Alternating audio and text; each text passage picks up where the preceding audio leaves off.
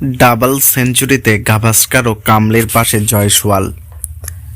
বয়সভিত্তিক দলে খেলার সময়ে লাইফ টাইমে এসেছিল জয়শ্রী জয়সওয়াল। এবার আইপিএল, রঞ্জি ট্রফি ও ভারতের এ দলের হয়ে ধারাবাহিক পারফর্ম করে এবার জাতীয় দলে নিয়মিত হতে যাচ্ছেন এই ওপেনার। আন্তর্জাতিক ক্রিকেটে সবেমাত্র পা রেখেছেন, টেস্টে তার ম্যাচ সংখ্যা এখনও 1 অঙ্কের ঘরে। তাতে রোহিত শর্মা, শুভমান গিলদের মতো ব্যাটারদের ভিড়ে আলো কেড়েছেন জয়সওয়াল। সাদা পোশাকে অভিষেকেই সেঞ্চুরির স্বাদ পেয়েছিলেন জয়সওয়াল। ওয়েস্ট ইন্ডিজের বিপক্ষে এই ম্যাচে 171 রানে থেমেছিলেন।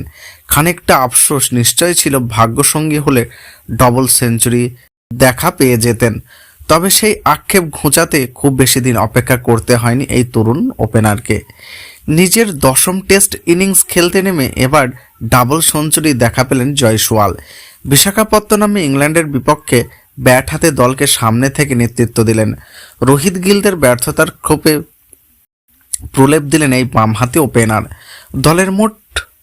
দলের মোট রানের 50%-এরও বেশি একাই করেছেন তিনি। 277 বলে ডবল সেঞ্চুরি মাইল ফলক ছুঁয়েছিলেন জয়সওয়াল। থেমেছেন 290 বলে 209 রান করে, যেখানে 19 চারের পাশাপাশি 7টি ছক্কা মেরেছেন তিনি। এই ইনিংস খেলার পথে উইকেটে 423 মিনিট সময় কাটিয়েছেন 22 বছর বয়সী এই ওপেনার। ভারতের তৃতীয় সর্বকনিষ্ঠ ব্যাটার হিসেবে ডাবল সেঞ্চুরি কীর্তি রয়েছে জয়সওয়ালের। তার চেয়ে কম বয়সে ডাবল সেঞ্চুরি স্বাদ পেয়েছেন সুনীল গাভাস্কার ও বিনোদ কাম্বলি। গাভাস্কার 21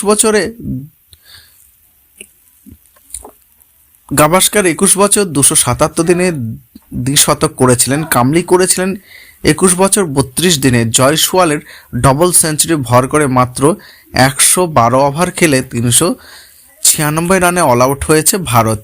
ইংল্যান্ডের হয়ে 3টি করে উইকেট শিকার করেছেন জেমস অ্যান্ডারসন, শেভায় রাশিদ ও রেহান আহমেদ।